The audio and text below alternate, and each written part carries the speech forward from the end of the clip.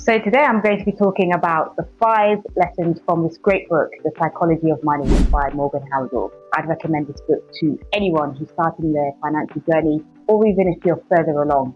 I've read this book 3 times, and every time I've read it, I've learned something new. So here are 5 lessons from that book. I'm Nike, aka Dr. Nix. I'm an NHS pediatric consultant anaesthetist. I also coach other doctors and professionals to manage their money and create money and help them with their businesses. And I run 2 successful businesses, and I'm an avid investor. So today we're going to be talking about the 5 lessons from this great book, The Psychology of Money. This book, totally recommend, 10 out of 10. You can get it on Audible, you can get it on Amazon, you can get it from your local bookstore. But if you don't want to, here are 5 lessons from the book that I think that you should know. Lesson number 1. So lesson number 1, your behavior has more impact on your economic outcome than your intellect. Mind blowing, all right? So your behavior and your habits have more impact on your financial outcomes than your intellect. So it doesn't matter how smart you are, it doesn't matter how business savvy you are, it doesn't matter how much you know about investing terms, it is your habits and your behavior that are going to determine your financial outcomes. I recently just invested into a business in America.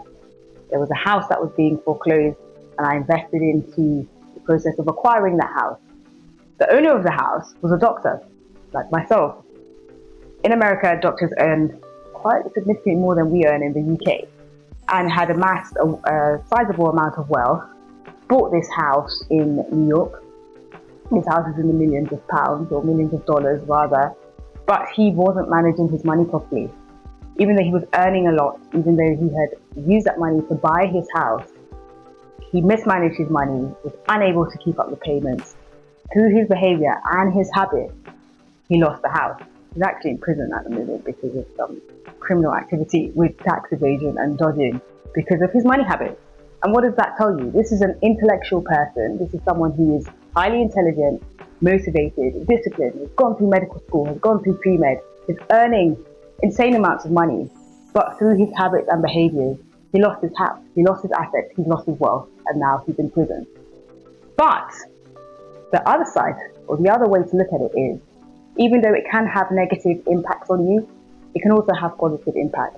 So if in the same light that, negative behaviors and negative habits can cause you to lose everything, good habits and good behaviors can cause you to increase your wealth and increase your finances. And that is amazing because it means you don't actually need any intellect to be able to do that. You just need good habits and good behaviors. And I think that is a great first lesson to begin with. And that will form the basis of a lot of what I'll be talking about with you over the coming videos, and a lot about what I talk about with some of my coaching clients when we discuss creating wealth and managing wealth.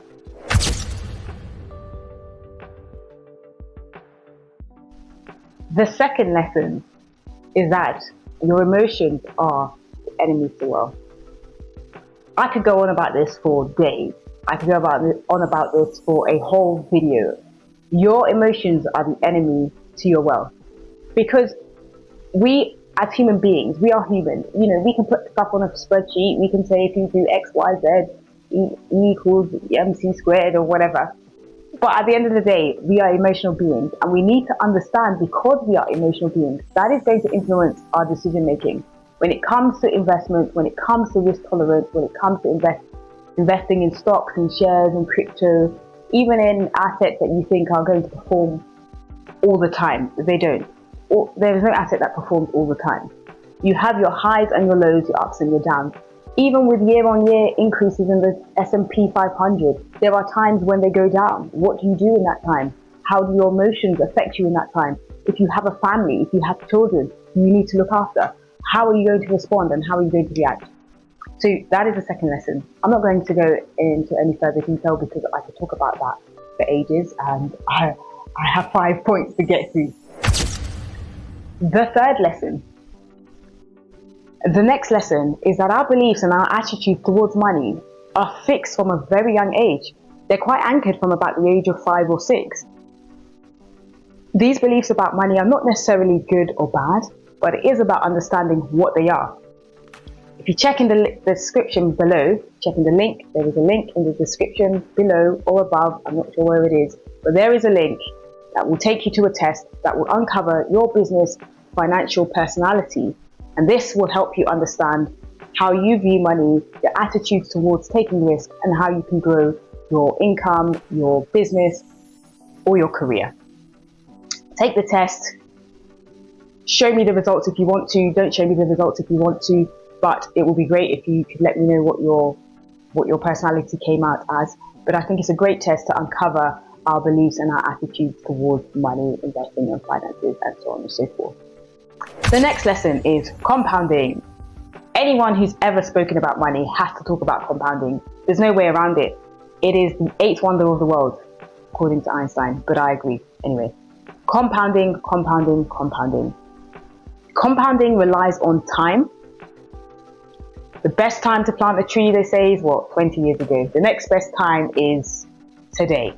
With compounding, your money can work for you in insane ways. Let me give you a quick, rough example. 10 years ago, when I graduated, I put £150 every month into a private pension just because I had excess money and I thought, why not? £150 every month for 10 years. I recently got a letter from my pensions company. My pension has done pretty well, pretty standard, 9% year on year. And at 9% year on year, at £150 a month for 10 years, that now stands at £30,000. I probably put in about 17,000 when you calculate how much £150 is each month for 10 years. But that's pretty much double how much I would have had if I kept it in a cash account. And also with the rate of inflation, doubling my money from 10 years is great, right? Now, to show you the power of compounding, if I left that £30,000 in there, the next 10 years, at 9% year on year, that would become £75,000 without adding a single penny. I just left it as it is, and it did 10% each year. Whereas if you started today with just £150 every month for 10 years, at the end of that, at 9%, at the same rate of interest of 9%, you would be where I am now at £30,000. And I'm not saying that you shouldn't do it. I think you should if you haven't already. But my point is that that time has given me an advantage, because even if I don't put any more money in and you start putting in money today, I will still make more money than you. I'm not saying that to put you off. I am saying this to encourage you that compounding is crucial. And if you haven't started, you can start today. In fact, there's an app called Chip. If you sign up to one of their ISAs or one of their cash savings accounts, I don't know, it's like 4.85%. You can use that to start an emergency fund. I'm going to put the link in the description as well, just because, why not? You can start with that. Or you can find another. In fact, I'm going to do a video on compounding. I'm going to do a video just dedicated to compounding because I could go on about this for ages. The final lesson is that creating wealth and managing wealth are two very different concepts. Managing your money is so important before you start creating more money. They're both important. They are, but honestly, they both are. You need more money, but you also need to know how to manage the money that you receive. We have all seen people who win the lottery, £100 million, £10 million, £50 million, and then 2 years later they're broke. And you think, what? How? Give me £50 million and I will never go broke. But the point is, remember, point one, your habits and your behaviors have more influence on your outcome than your intellect. And so managing your money is completely different to making money. If you can make money, that's great. But if you don't know how to manage the money, you'll be like the doctor who's in prison and someone's buying his house, right? So you need to learn how to manage money, but also how to make money.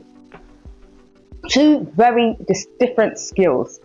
Don't confuse the two. If you confuse the two, you'll miss out on one or the other. That is the fifth and final lesson.